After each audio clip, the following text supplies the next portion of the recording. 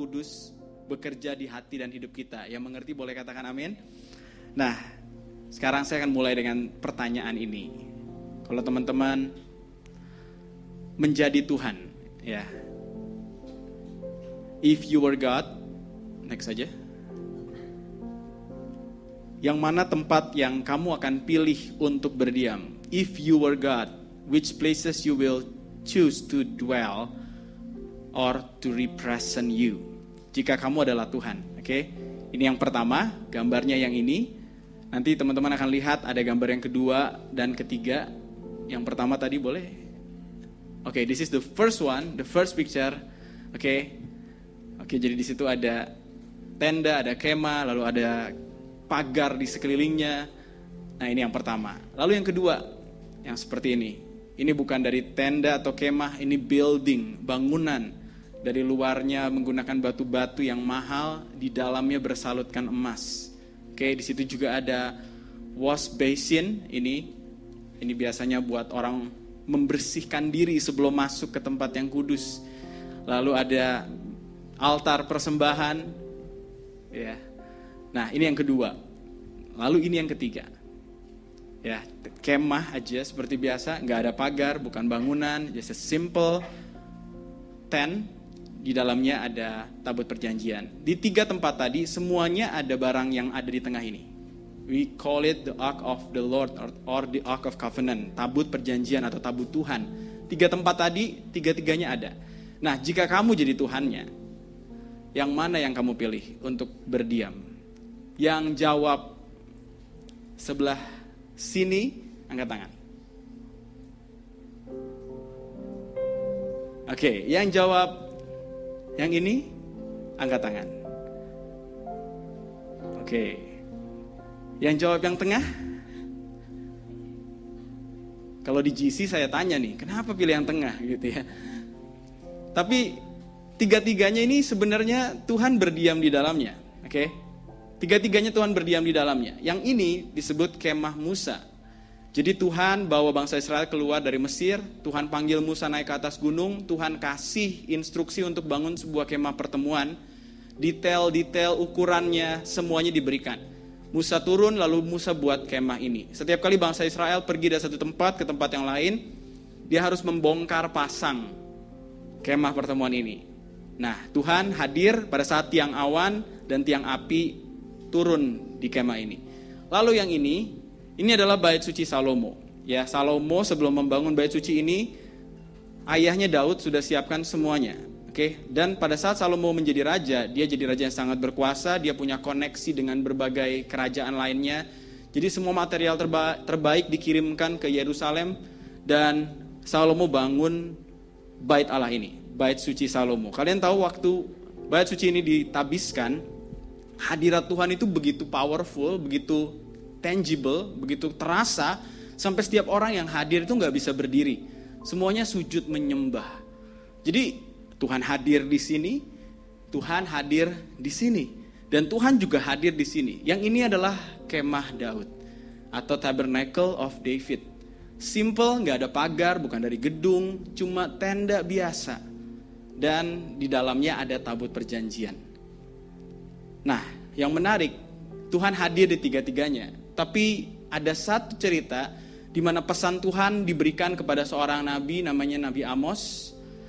Dan Nabi Amos ini hidup di masa di mana dia sudah melewati tiga tempat tadi ya. Musa, yes tentunya, Daud juga, Salomo juga. Jadi secara sejarah Amos ini tahu dulu pernah ada kemah Musa, pernah ada kemah Daud, pernah ada bait suci Salomo. Amos ini ngerti. Suatu kali Amos ini dikasih pesan sama Tuhan, tolong sampaikan sama bangsa Israel teguran-teguran Tuhan. Nah, nanti teman-teman bisa baca sendiri itu di Amos 9, Amos 8, Amos 9. Banyak teguran sama bangsa Israel karena mereka berpaling tidak setia menyembah Tuhan. Nah, yang menarik di Amos 9 ayat 11. Coba perhatikan bahasanya. Di bahasa Inggrisnya dibilang begini, on that day, suatu hari nanti, I will raise up the tabernacle of David, which has fallen down, and repair its damages. I will raise up its ruin and rebuild it as in the days of old. Jadi di sini dia bilang suatu hari aku akan bangun kembali pondok Daud, kemah Daud yang telah roboh. Tiga-tiganya sudah roboh guys. Kemah pertemuan udah roboh. Bait suci sudah dihancurkan oleh Babel saat bangsa Israel dibuang. Masuk dalam exile. Kemah Daud juga sudah roboh. Gak ada lagi karena sudah di-replace sama bait suci Salomo. My questions, kenapa Tuhan pilih yang dipulihkan, yang dibangun lagi, bukan yang paling megah, bukan juga yang dari Tuhan desainnya, tapi justru yang paling simple, yaitu kemah Daud. Ada apa dengan kemah Daud ini? Sampai Tuhan bilang begini, and rebuild it as in the days of old. Aku pengen bangun lagi kemah ini, tempat ini seperti di zaman dulu. Di zaman siapa? Zaman Daud. Nah, hari ini kita akan belajar what happened in that tent. Apa yang terjadi di kemah itu. Sampai Tuhan tuh kangen gitu. Dan dia pengen banget pulihkan ini. Dia gak pengen pulihkan yang paling megah atau yang desainnya dari Tuhan. Dia malah pilih yang paling simple. Because there is something happen there. Yuk kita lihat apa yang terjadi. 2 Samuel 6 ayat 17 ini cerita waktu itu tabut Tuhan ada di Kiryat Yearim. Di situ tabut Tuhan berdiam pada saat pemerintahan Raja Saul. Raja Saul ini gak terlalu peduli tentang keberadaan tabut Tuhan. Singkat cerita, waktu Saul berganti Daud, Daud ada di Yerusalem, dan di kota di mana dia memerintah, dia berpikir dia akan pindahkan tabut perjanjian itu. Dia gak mau tabutnya ada di kota lain, dia pengen tabutnya ada di kota yang sama dengan tempat dia memerintah. Jadi dia pindahin guys. Dalam perjalanan ada sebuah accident, ya, karena tergelincir, tabut ini diangkut pakai lembu, seharusnya diangkat pakai Imam Lewi. Akhirnya apa yang terjadi? Usa dan Ahio meninggal. Di situ semua orang takut, tabutnya dititip ke rumah Obed Edom. Tapi selama 3 bulan, Obed Edom dititipin barang yang baru bikin orang meninggal, ya kan? Tapi ternyata di rumah Obed Edom tidak ada yang meninggal, malah orang-orang mulai berkata-kata kalau keluarga Obed Edom ini diberkati sejak tabut Tuhan itu ada di sana. Singkat cerita, Daud membulatkan hati dan mencari tahu apa kesalahan yang terjadi sebelumnya sampai Tuhan menyambar Usa dan Ahio. Singkat cerita, dia melanjutkan, dia pindahkan dari rumah Obed Edom ke Yerusalem. Nah, perhatikan ayatnya dibilang begini. They brought the ark of the Lord and set it in its place inside the tent that David had pitched for it. Jadi Daud sudah siapkan kemahnya, lalu tabut Tuhan itu dibawa masuk. Dan di situ Daud memberikan korban. Ada 2. Yang pertama korban bakaran, burn offering. Yang kedua korban fellowship, ya, fellowship offering. Jadi ada 2, atau disebut juga korban pendamaian, korban fellowship. Before the Lord. Lalu setelah itu, after he had finished sacrificing the burnt offering and fellowship offering, he blessed the people. Jadi bayangin itu semua terjadinya tuh bukan in private tapi in public. Jadi semua orang di kota itu tahu, wey, the Ark of Covenant sekarang udah sampai di kota kita. Mereka merayakan hal itu, disiapin tendanya tadi, lalu sampailah barang itu di tenda tadi, dan mereka membawa korban, ya, burnt offering, fellowship offering. Lalu di momen itu juga diangkatnya dari orang Lewi beberapa sebagai pelayan di hadapan tabut Tuhan untuk memasyurkan Tuhan. Jadi karena itu hari spesial, Daud pilih orang-orang dari Imam Lewi untuk memasyurkan Tuhan. Coba perhatikan kalimat yang ada di depan. Pelayan di hadapan tabut Tuhan untuk apa? Memasyurkan Tuhan Allah Israel dan menyanyikan syukur dan puji-pujian baginya. Di situ ada orang-orangnya disebut Asaf sebagai kepalanya, lalu ada orang kedua Sakaria dan seterusnya. Jadi hari itu spesial banget. Ada yang ditunjuk untuk memuji menyembah Tuhan di hadapan tabut Allah ini. Oke? Dan semua orang memuji menyembah Tuhan, dan yang menarik adalah Daud ini seorang songwriter. Di bahasa Israelnya dia psalmist atau pemazmur. Dia ini punya banyak lagu. Nah, lagunya salah satunya dikasih ke Asaf. Asaf ini adalah kepala. Kalau di zaman sekarang kita bilangnya music director, ya. Jadi teman-teman, kalau teman-teman ngelihat ada mikrofon ya di depan pemusik nih, mereka tuh nggak ikut nyanyi, dan kalaupun mereka nyanyi suaranya tuh nggak keluar ke sini. Apa yang mereka lakukan lewat mikrofon itu, mereka tuh berkomunikasi dengan sesama pemusik lain dan juga dengan backstage. Jadi mendirect ya, mengarahkan supaya pujian penyembahan itu berjalan dengan lancar. Jadi bayangin waktu itu si Daud, si penulis lagu, memberikan lagunya untuk dibawakan oleh Asaf dan timnya. Dan lagunya itu bicara tentang ucapan syukur. Aku kutip beberapa ayat yang menceritakan tentang hal itu. Nanti teman-teman juga bisa lihat Mazmur itu atau Psalm of Thanksgiving itu ada di 1 Tawarik 16 ayat 8 sampai 11 dan seterusnya. Oh, give thanks to the Lord, call on his name, make his deeds known among the people. Biarlah perbuatannya diketahui banyak orang. Sing to him, sing praises to him. Bernyanyilah bagi dia, pujilah dia. Speak of all his wonder. Ini lagu ya, ini lagu. Kita nggak tahu lagunya persisnya seperti apa, tapi pada saat itu coba bayangin tabut Tuhannya sudah hadir, semua orang memuji dengan lagu baru untuk Tuhan yang telah hadir di kota itu. Dan mungkin kebanyakan orang pada saat itu berpikir gini, iyalah hari ini kan hari spesial ya kan, makanya pujian penyembahan dinaikkan khusus untuk menyambut tabut perjanjian ini. Oke. Tapi ternyata setelah acaranya selesai, setelah Daud memberkati, setelah burnt offering sama fellowship offering diberikan, apa yang dilakukan Daud? Coba perhatikan. Daud tidak membiarkan pujian penyembahan itu selesai. Ini yang dilakukan oleh Daud. Mereka sekalian berada di bawah pimpinan ayah mereka pada waktu menyanyikan nyanyian di rumah Tuhan dengan diiringi ceracap, gambus, kecapi untuk ibadah di rumah Allah dengan petunjuk raja. Demikianlah keadaan Bani Asaf, Yedutun, dan Heman. Jumlah mereka bersama-sama saudara-saudara mereka yang dilatih bernyanyi untuk Tuhan. Mereka sekalian adalah ahli seni. Ada berapa? 288 orang.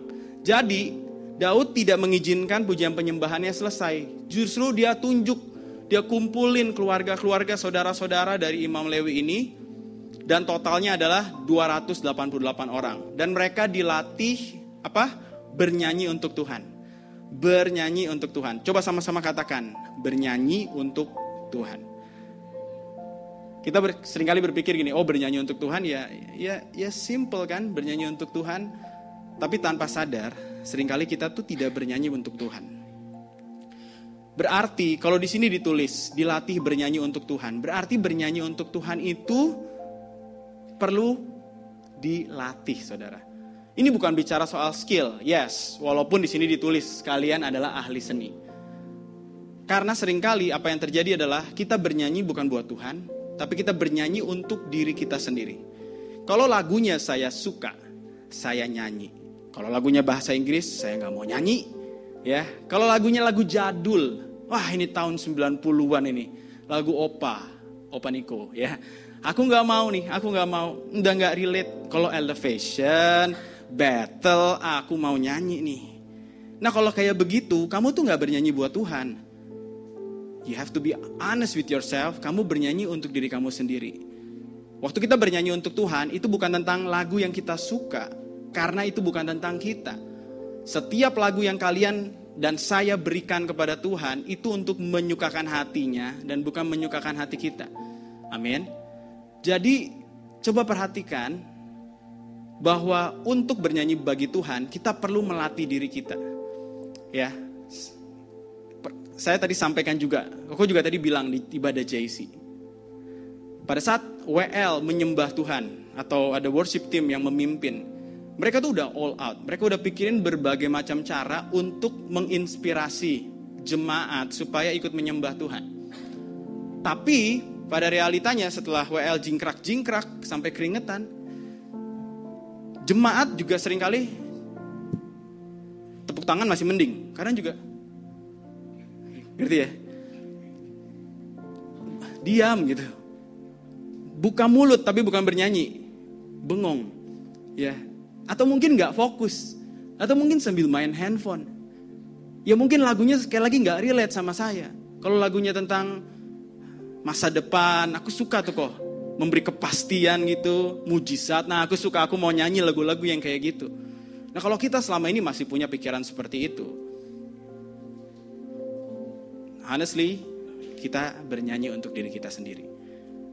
Ingat, gereja bukan restoran yang menyajikan makanan. Gereja adalah rumah yang mencetak murid. Amin. Justru kita diajar apa itu worship. Banyak gereja tidak mengajarkan jemaatnya memfokuskan nyanyiannya buat Tuhan.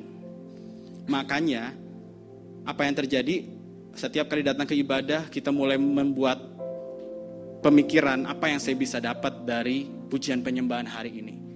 Kalau seandainya kurang merinding hari ini, kita akan bilang, hari ini pujian penyembahannya nggak ngangkat, ya kayak nggak nyentuh surga gitu. Mungkin harus di lantai 7, kalau bisa lantai 8. Habis itu lompat, ya nyampe ke surga itu ya.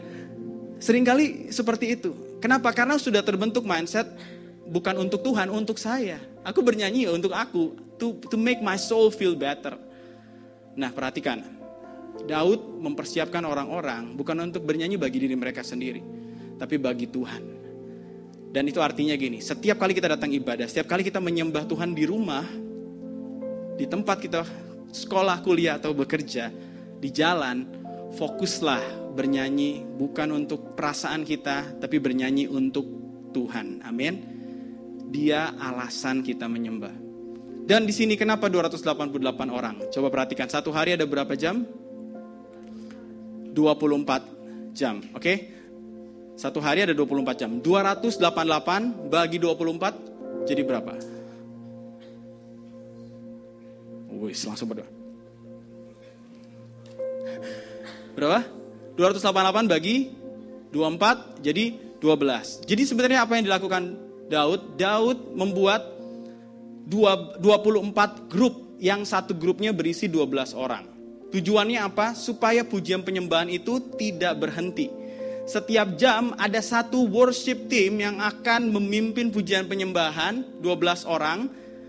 Oke, di hadapan tabut Tuhan itu. Setelah satu tim ini selesai memuji menyembah Tuhan selama 1 jam, another team comes dan mereka lanjut menyembah Tuhan. 24 hour, 7 days a week. Kalian tahu selama berapa lama ini berlangsung? 33 tahun selama Daud memerintah di Yerusalem. Ini terjadi. Makanya yang gak heran Tuhan bilang gini, I will rebuild this one. I miss that moment. Aku rindu banget momen itu. Waktu orang-orang datang berkumpul day and night worshiping the Lord. Aku pilih yang itu. Aku gak pilih yang paling megah. Aku gak pilih yang desainnya dari aku. Aku pilih yang ini. Karena worshipernya datang every hour to seek me. Dan mereka bernyanyi bukan buat mereka. Mereka bernyanyi bukan karena butuh mujizat atau lagi ada masalah jadi cari Tuhan. Mereka simply sing unto the Lord. Amin. Dan ini bukan cuma hanya untuk kita yang bernyanyi. Di terjemahan lain ditulis juga begini, all of them trained and skilled in music for the Lord. Jadi bukan cuma soal bernyanyi, tapi juga bermain musik. Dia perlu skillful enough supaya dia bisa berfokus waktu nyembah Tuhan, tapi dia juga perlu melatih dirinya.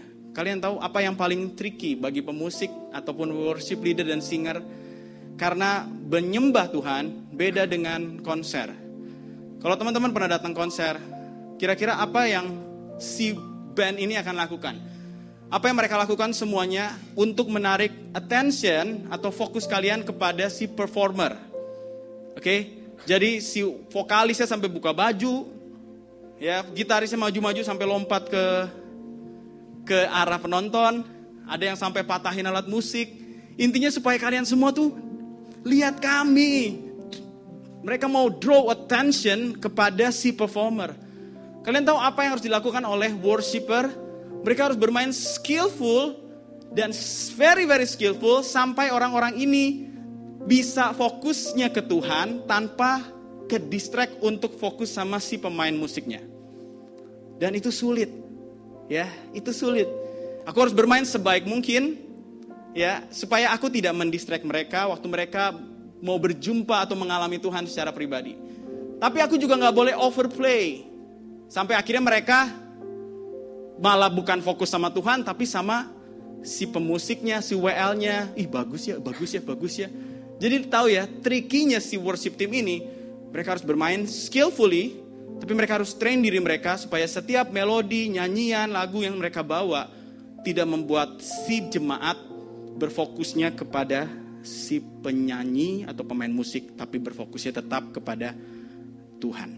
Yang mengerti katakan amin. So we have to train. Baik kita yang nyanyi, baik kita yang main musik. Jujur ya, kita pun bisa main musik lagu gereja, tapi kita bermainnya bukan untuk Tuhan. Pay attention, teman-teman yang melayani di worship team. Kadang kita milih kan, gue gak suka lagu ini, gue gak suka satu tim sama dia, gue gak suka ini, gue gak suka itu. Siapa yang kamu layani? Do you really serve the Lord? Do you really play music for God? Atau cuman buat diriku, aku maunya kayak gini. Just be honest with yourself. Mereka di momen Tabernacle of David, mereka fokus bermain musik dan bernyanyi untuk Tuhan. Yang mengerti boleh katakan amin. Dan di sini ditulis gini, untuk menentukan giliran tugas mereka yang semuanya menarik undi. Jadi ada 12 orang satu grup, ada 24 grup, 24 worship team. Mereka semua menarik undian untuk tahu mereka slotnya jam berapa. Oke? Nah setelah itu, kalian tahu satu grup ini ternyata isinya seperti ini. Coba baca di depan, saya bacain aja. Baik yang muda maupun yang tua, baik yang berpengalaman maupun yang baru mulai belajar. Jadi satu worship team itu isinya ada yang udah senior, berpengalaman, tapi juga ada yang masih muda. Ada yang baru belajar, baru mulai belajar. Nah itu berarti nih buat kita semua di sini, mungkin ada yang udah Kristen bertahun-tahun, dari lahir, udah lahir baru juga dari sejak berapa belas tahun yang lalu. Kita udah ngerti banget menyembah Tuhan itu seperti apa. Kita juga tetap harus berlatih untuk bernyanyi buat Tuhan. Tapi buat kita di sini yang baru kenal Tuhan Yesus, ada di sini teman-teman yang baru percaya Tuhan Yesus, mungkin beberapa bulan yang lalu, 1 tahun yang lalu. Walaupun kamu baru kenal Tuhan, itu tidak mendiskualifikasi kamu untuk ikut menyembah Tuhan. Amin. Kita sama-sama. Everyone worship the Lord. Bernyanyilah, bermain musiklah untuk Tuhan. Kita belajar sama-sama. Jadi jangan merasa aku belum bisa. Ya, mungkin di sini ada teman-teman yang suka bingung pada saat ada part of free worship. Aku mau belak-belakan ya. Ada gereja yang tidak punya slot sama sekali untuk free worship. Mereka nyanyi persis gitu, sesuai dengan aransemen. Lagunya, refnya berapa kali? 3, udah 3. Mau lebih boleh nggak? Nggak boleh. 3 ya 3 gitu. Terus ending, udah selesai. Nggak ada. Tapi kita percaya kita perlu momen of free worship. Amin. Free worship itu artinya ya nggak ada refnya, nggak diulang. Ini bukan bagian dari aransemen lagunya, tapi ada momen di mana kamu bisa nyembah Tuhan dengan kata-kata kamu sendiri. Itu namanya bermazmur. Amin. Dan kamu boleh ungkapin isi hati kamu di momen itu. Bernyanyilah untuk Tuhan. Si WL nggak akan mendikte kamu. Kamu bisa pakai momen itu untuk melayani Tuhan secara pribadi. Itu namanya momen worship. Personal worship, free worship, pakai itu. Kalau ada di sini yang baru belajar, just try it. Ya, berdoa juga boleh. Kalau kamu nggak tahu aku mau nyanyi apa, ya udah berdoa deh. Boleh. Yang penting semuanya sama-sama menyembah untuk Tuhan. Jadi poinnya, sing and make music unto the Lord. Poinnya bukan soal sing and make music, but the very first poinnya adalah unto the Lord. Lakukan buat Tuhan. Kalau kamu angkat tangan, lakukan buat Tuhan. Amin. Yang miris adalah seringkali kita begitu gampang bernyanyi karena lagu yang trending di TikTok kita. Waktu lagu itu tiba-tiba muncul di kafe, gak perlu tuh ada waiters kafenya bilang, mari angkat tangan, mari sama-sama katakan. Gak perlu kan. Kita langsung ikut nyanyi. Tapi di gereja, waktu kita, come on, let us worship the Lord, tetap aja kita gak mau nyanyi. Balik lagi, selama ini siapa yang kita sembah? Kalau kamu bernyanyi untuk Tuhan, even perasaanmu lagi gak baik-baik aja, kamu akan tetap memilih untuk menyembah Tuhan. Yang paling ekstrim, di kitab Markus, Yesus datang ke sebuah tempat namanya Gerasa. Di situ ada orang kerasukan setan. Kalian tahu apa yang dilakukan orang itu? Orang itu langsung dari jauh melihat Yesus, dia lari, dia sujud menyembah. Orang kerasukan setan aja tahu, kalau ini Yesus hadir, aku nyembah. Amin. Tapi kita yang ditebus dengan darah yang mahal, dia hadir pun, so what? saya rasa ada yang salah kalau kita jadi orang Kristen, tapi menyembah itu gak jadi sebuah respon. Amin. So let us learn. Aku gak pengen kita gereja tiap minggu, mindset kita soal penyembahan tuh gak pernah berubah. Kita harus berubah. Gereja ini terus bertambah dalam, going deeper. Pemahaman kita tentang penyembahan harus semakin dalam. Suka gak suka, nyaman gak nyaman, apapun kondisi hatimu, sing to the Lord. Kalau kamu main musiklah buat Tuhan, bukan buat nyamannya kita. Amin. Yang berikutnya, kalian tahu dimulai dari 288 orang di akhir jabatan Daud mengumpulkan 4.000 orang menjadi pemuji penyembah Tuhan. Dari 288 orang, ini yang saya bayangkan, ini gak ditulis di Alkitab.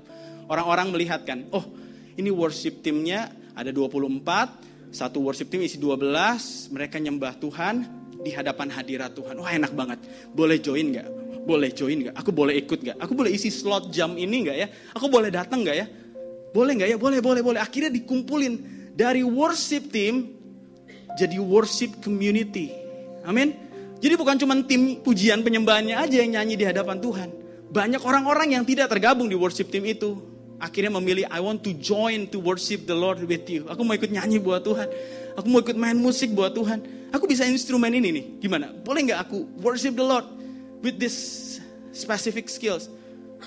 Dan mereka kumpulin sampai jadi 4.000. Aku berdoa hal yang sama terjadi di tempat ini. Bukan cuma worship team yang nyembah Tuhan, tapi kita semua as a community, Shine Community, kita jadi penyembah Tuhan. Dan itu bisa kelihatan kok. Seorang yang benar-benar menyembah Tuhan gak perlu berdiri di sini baru menyembah Tuhan. Dia bisa menyembah Tuhan di sini, di motor, di mobil, di jalan, ya waktu lagi mandi, waktu lagi di rumah. Karena penyembahan bukan sebuah pertunjukan.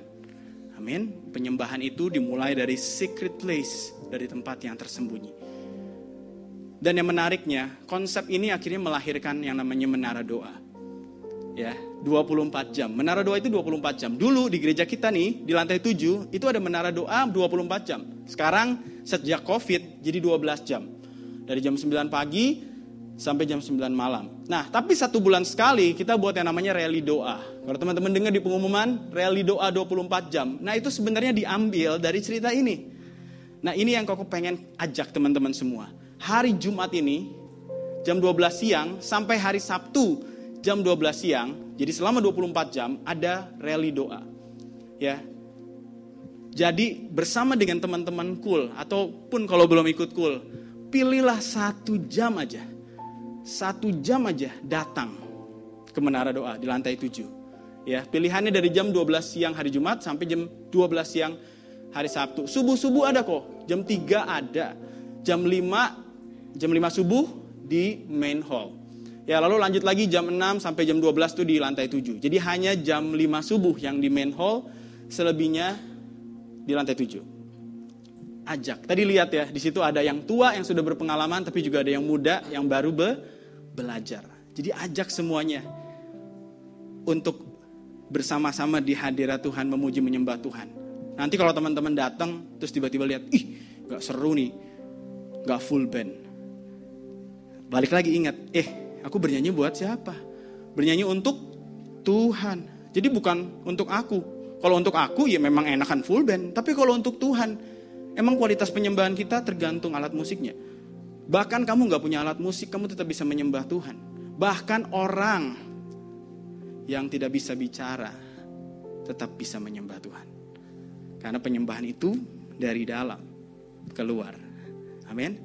Yang miris adalah kita yang bisa bicara, tangan kita tidak lumpuh, tapi kita begitu irit untuk mempersembahkan ekspresi penyembahan itu.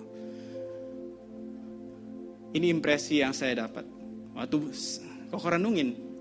Jadi bayangin di lokasi itu semua orang berganti-gantian dari 288 jadi 4.000. Kok udah gak ngerti pembagiannya seperti apa. Tapi kalau orang-orang lewat jam 4 sore, mereka akan dengar ada orang yang bernyanyi di situ, menyembah Tuhan. Mereka lewat jam 9 malam, masih bising ya, masih ada pujian penyembahan. Mereka pulang, sif-sifan kali ya. Jam 3 subuh. Di tempat itu masih ada orang yang menyembah Tuhan. So in the old tabernacle, di kemah Daud itu, penyembahan tidak pernah sunyi. Amin. You know, makanya Tuhan bilang gini, I will rebuild the tabernacle of David. Karena di situ penyembahannya nggak seasonal, penyembahannya continual, penyembahannya nggak sesekali, penyembahannya berkelanjutan. Sama halnya buat setiap kita. Tuhan mau pulihkan supaya kita menyembah Tuhan bukan cuma pas di gereja. Pada saat kita pulang dari gereja, kita terus menyembah Tuhan. Cari waktu untuk bernyanyi bagi Tuhan. Bukan cuma pada saat lagi ada masalah baru mulai nyanyi buat Tuhan. Pada saat lagi baik-baik saja pun bernyanyi buat Tuhan. Dan disitulah Tuhan melihat the restoration of tabernacle of David. Restorasi pondok Daud itu terjadi di dalam hidup kita. Amin. Bahkan satu hal yang pasti, penyembahan yang kita berikan itu tidak akan pernah habis. Even to eternity. Kok nggak tahu apa aja yang akan ada di surga nanti. Kok nggak tahu apakah ada kopi di sana. Ya, kok nggak tahu apakah akan ada tempat gym gitu, nggak tahu. Lapangan basket ada nggak Tuhan ya di surga? Nggak tahu. Tapi satu hal ini pasti ada. Namanya worship. Amin. Gak ada yang salah dengan yang tadi Koko sebutkan. Tapi pastikan kalian tidak miss out the main important things that you will do until eternity. Pastikan kamu gak skip yang ini. Menyembah Tuhan. Biasakan, latih diri kita untuk bernyanyi bagi Tuhan. Yang mengerti katakan amin. So it's not seasonal but continual. Jadi apa yang dilakukan di Tabernacle of David itu gak seasonal. Bukan cuma pada saat tabutnya baru datang lalu pesta, adakan celebration. Mereka lakukan itu terus-menerus selama 33 tahun, setiap jam, 24 jam, 7 hari dalam seminggu. It's continual. Artinya, itu juga harus terjadi setiap hari dalam hidup kita. Amin. Jadikan penyembahan, bernyanyi buat Tuhan sebuah gaya hidup. To make it clear, penyembahan gak cuma bicara soal nyanyi. Nyanyi adalah salah satu ekspresi penyembahan yang kita fokus, kita bahas hari ini. Penyembahan bisa juga diekspresikan lewat bekerja, melayani, dan lain sebagainya. Tapi hari ini kita fokus soal bernyanyi bagi Tuhan. Nah, yang terakhir, what makes Tabernacle of David different from others? Apa hal yang membedakan? Yang ada di kedua tempat ini, tapi nggak ada di tengah. Yang ada di kemah yang ada di kemah Musa, yang ada di Bait Suci Salomo, tapi nggak ada di Tabernacle of David. What makes Tabernacle of David different? Dari gambarnya sudah kelihatan. Di sini ada wash basin, ada altar. Di sini ada wash basin, ada altar. Wash basin sekali lagi isi air untuk bersihkan diri atau ya menyucikan diri gitu ya. Lalu di sini ada altar. Altar ini tempat untuk menyembelih binatang yang mereka bawa. Bisa domba, kambing, lembu dan lain sebagainya sebagai persembahan untuk mendamaikan diri mereka. Di sini itu ada. Di sini itu ada. Dan apa yang terjadi? Waktu orang mau datang menghadap Tuhan, apalagi di zaman Yesus, mereka atau imam besar itu cuma datang masuk 1 tahun sekali. Dan mereka masuk dengan kaki mereka dikasih tali, di tali itu ada bell, ada ring ya. Jadi pada saat mereka masuk, kalau masih kedengeran bunyi bellnya, berarti orang ini masih hidup. Tapi kalau seandainya mereka, kok gak kedengeran lagi nih? Mereka akan coba tarik. Kalau gak ada respon, gak ada balasan, most likely orang itu meninggal di dalam karena kekudusan Tuhan menyambar dia. Berarti ada yang dilakukan orang ini di dalam yang gak kudus. Mungkin dia berpikir hal yang kotor, mungkin dia melakukan hal yang gak benar, berkata hal yang jahat, dan di dalam kekudusan Tuhan begitu tangible sampai orang ini meninggal. Jadi apa yang dilakukan sama orang-orang lain dengan tali tadi mereka akan tarik. Karena mereka gak boleh masuk ke dalam. Jadi mereka akan tarik. Kalian bayangin ya, itu terjadi di sini. Itu terjadi di sini. Gak semua orang bisa masuk ke ruang maha kudus. Jadi di dalam ini, di dalam kemah ada 2 part. Ruang kudus dan ruang maha kudus. Ruang maha kudus adalah tempat tabut ini ada di dalamnya. Gak semua orang bisa ke situ. Hanya imam besar. Jadi bayangin, aneh sekali. Di kemah Daud tidak ada semua hal itu. Sangat-sangat aneh. Sangat-sangat aneh. sejauh yang saya baca, persembahannya, korban binatangnya cuman ada pada saat tabutnya datang. Tadi baca ya, ada burn offering dan fellowship offering. Kalian coba baca, kok nggak ada lagi ditulis persembahan apa lagi yang dibawa setiap hari, setiap tahun ke situ. Yang ada orang-orang datang ngumpul nyembah Tuhan. Ini kayak menyalahi protokol. Ini nggak boleh harusnya. Tapi nggak ada satupun yang mati, nggak ada satupun yang meninggal. Setelah Koko renungkan ya, salah satu yang Koko rasa paling kuat adalah karena kemah Daud adalah foreshadow atau bayang-bayang dari apa yang dia akan lakukan di perjanjian baru. Kalian tahu waktu Yesus mati di kayu salib, Yesus jadi korban. Dulu semua orang harus bawa binatang dan mengorbankan binatang itu. Setiap kali mereka harus masuk ke hadirat Tuhan. Sejak Yesus mati di kayu salib, dia jadi anak domba Allah yang disembelih bagi dosa kita semua. Amin. Satu korban ini cukup untuk membenarkan hidup kita selama-lamanya. Dan hari ini, waktu kita datang ke hadirat Tuhan, kita gak perlu bawa korban. Apa yang terjadi waktu Yesus disalib? Tabir bait suci itu terbelah dua. Bukan dari bawah ke atas. Kalau teman-teman baca, dari atas ke bawah. Artinya hal itu terjadi bukan karena perbuatan manusia. Lagi pula, tabir itu begitu tebal. Kalau itu bisa robek dari atas ke bawah, itu bicara soal Tuhan yang melakukannya. Karena ada domba, anak domba Allah yang telah disembelih. Amin. Jadi darah Yesus tercurah supaya kita gak perlu bawa darah binatang. Darah Yesus cukup mendamaikan bukan cuma kamu dan saya, tapi seluruh umat manusia yang percaya kepadanya. Dan oleh karena itu, orang punya akses masuk ke ruang Maha Kudus tanpa takut mati di dalam. Yang mengerti katakan amin. Sama halnya seperti hari ini. Kamu bisa datang ke sini, bahkan di dalam sini kita masih bisa pikir yang jahat kan? Masih bisa ngomong yang jahat, and you still fine, and you still okay. Kita nggak meninggal langsung di sini, betul? Karena darah yang sudah tertumpah buat kamu dan saya. Hari ini kita semua sudah beroleh akses. Gunakan akses itu untuk menyembah Tuhan, bukan dari jarak jauh, tapi dari keintiman. Amin. Worship the Lord with this access, not from a distance, but up close, dekat. Ini yang dirindukan orang-orang di zaman itu, dan mereka gak punya grace untuk bisa nikmatin. Hari ini kita semua bisa nikmatin itu. Bahkan kamu angkat tangan di tempat di mana kamu berada menyembah Tuhan. Hadirat Tuhan yang sama mengalir di situ. Dan yang terakhir, ingatlah hal ini. Apa yang membuat Tuhan merindukan momen itu lagi? Selama 33 tahun Daud memerintah di Yerusalem dan tabut perjanjian itu ada di situ. Pujian penyembahan dinaikkan. Teman-teman boleh baca. Gak pernah sekalipun bangsa Israel terkalahkan. Mereka selalu menang dalam peperangan. Kuasa Tuhan dinyatakan. Dan Daud tulis ini guys. Mazmur 22 ayat 4. Ditulis Daud. Engkaulah yang kudus yang bersemayam di atas puji-pujian orang Israel. He enthroned on our praises. Kata bersemayam seringkali juga diterjemahkan duduk. Tapi di bahasa Inggrisnya digunakan kata enthrone. Enthrone artinya bukan sekedar duduk, tapi duduk di tahta.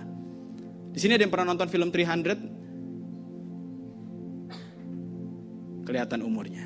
Oh enggak ya. Ya. Pas nonton film 300, kalian tahu Raja Persia itu ya?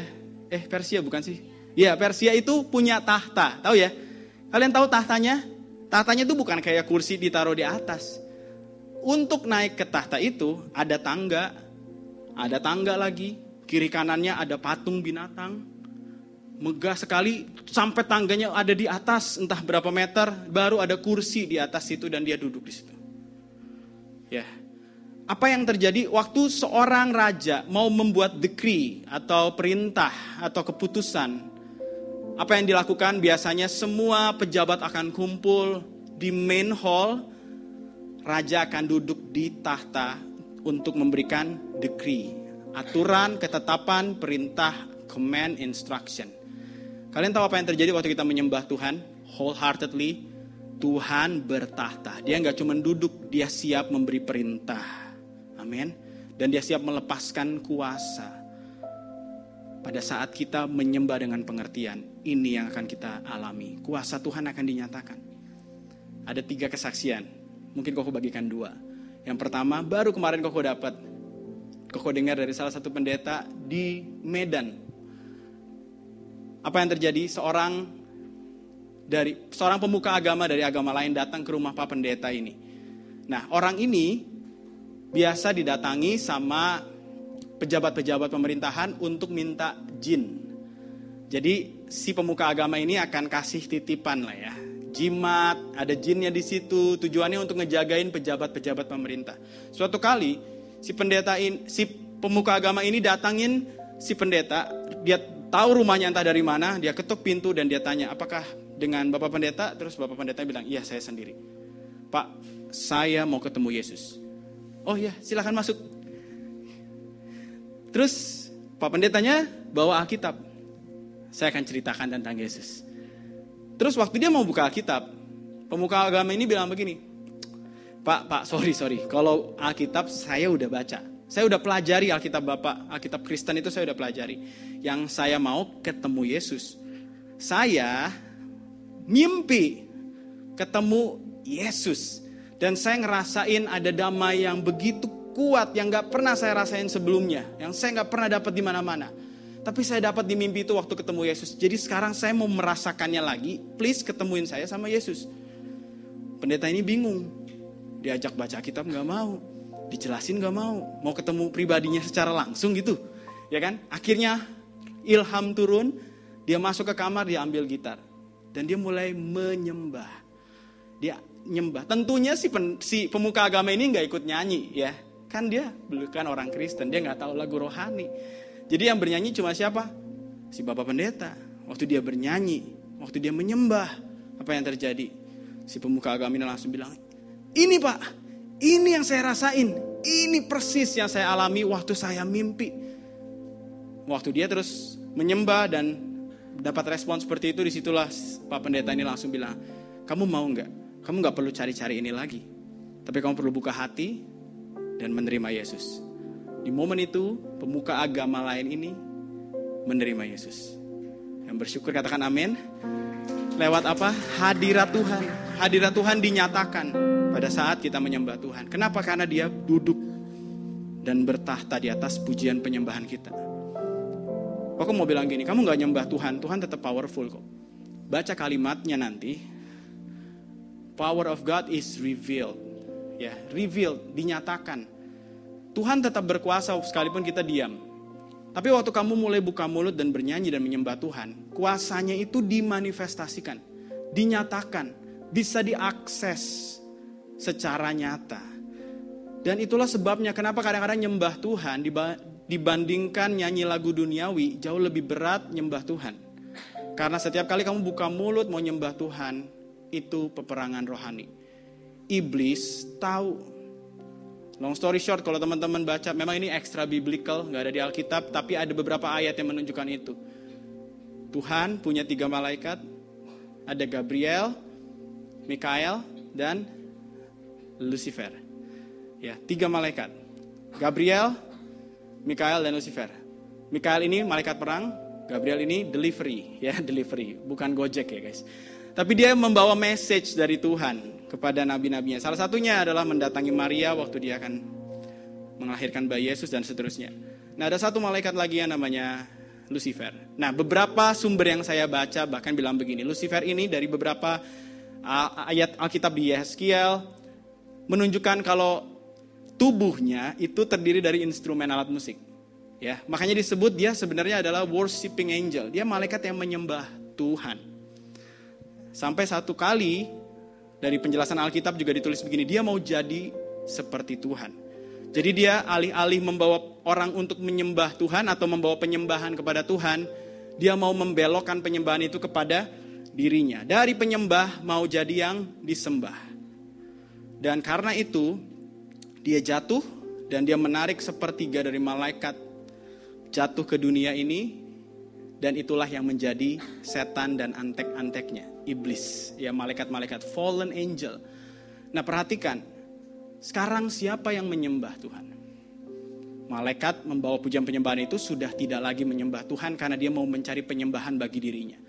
Makanya gak heran banyak lagu-lagu atau hal-hal yang dibuat oleh dunia ini mengarahkan kita tanpa sadar untuk menyembah setan atau menyembah dunia. Karena itu yang dia mau. Nah, apa yang dilakukan manusia semestinya orang-orang tebusan Tuhan adalah membawa penyembahan untuk Tuhan. Yang mengerti katakan amin. Waktu iblis melihat kamu menyembah Tuhan, iblis mau penyembahan kamu. Dia gak mau kamu nyembah Tuhan. Tapi langkah pertama yang akan dia lakukan adalah distract you to worship God. Jangan dong. Dulu aku lakukan itu. Why you replace me? You worship me. Oke, kamu sembah aku. Kamu sembah aku. That's why setiap kali kamu mulai mau coba nyembah Tuhan rasanya berat banget. Tapi coba kamu nyanyi lagu yang sembarangan, yang liriknya acak-acakan, nggak membangun, it will be fine. Nggak ada sama sekali pressure-nya. But keep pressing on. Amin. Keep pressing on. Kalau kamu ngerasa berat, terus nyembah Tuhan. Terus nyembah Tuhan. Bernyanyilah untuk Tuhan. Dan kamu akan melihat kuasa itu di-reveal. Nah, kesaksian yang kedua, aku dengar dari teman ini pernah punya 2 orang yang biasa memanggil arwah leluhur masuk ke tubuhnya. Dia kenal orang ini, lalu orang ini bilang gini, ini cerita dari 2 temannya ini ya, yang adalah seorang pemanggil arwah untuk masuk ke tubuhnya. Suatu kali mereka ini masih muda, tapi seringkali mereka udah praktek hal itu. Dan mereka bilang gini, kita ke gereja yuk, kita ke gereja. Kita panggil arwah nanti di dalam gereja. Nah, sebelum mereka lakukan itu, mereka sudah dapat semacam impresi ya. Jangan. Tapi biasanya karena mereka masih muda, mereka curious, mereka pengen tahu. Mereka datang ke gereja, dan waktu lagi pujian penyembahan, waktu lagi di dalam gereja, dia panggil arwah itu, arwah leluhurnya supaya masuk ke tubuhnya. Tapi gak ada jawaban dan tidak terjadi apa-apa. Sampai khotbah selesai, sampai ibadah selesai.